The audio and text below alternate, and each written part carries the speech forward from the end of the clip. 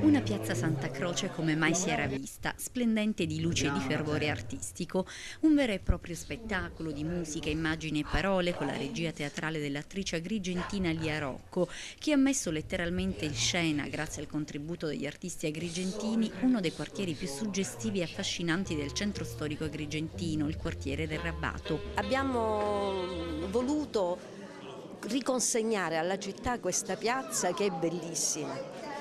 Siamo venuti noi qua più volte per provare e veramente siamo stati abbracciati dalla bellezza di questa piazza e volevamo condividerla con tutti gli agrigentini per dire che abbiamo molto da dare, abbiamo molto da guardare. Abbiamo molto da conservare e valorizzare. Accanto alle parole, musiche e immagini, spazio anche ad una collettiva d'arte ospitata nel salone attiguo alla chiesa. Agrigento rischia di perdere la sua identità, rischia di perdere il suo centro, la sua anima e di perdere e smarrire quindi anche se stessa.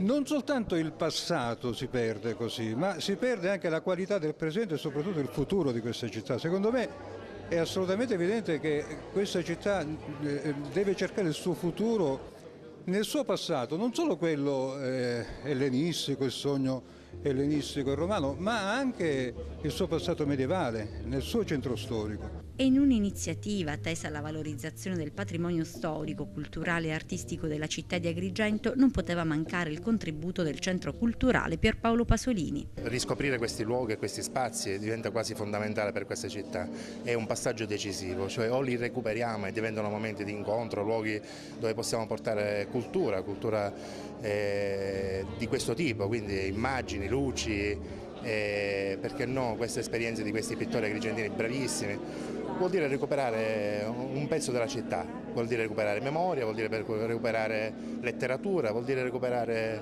voci, suoni. Secondo me questo è fondamentale per questo centro storico. Poi il Rabbato e Santa Croce è un punto cruciale.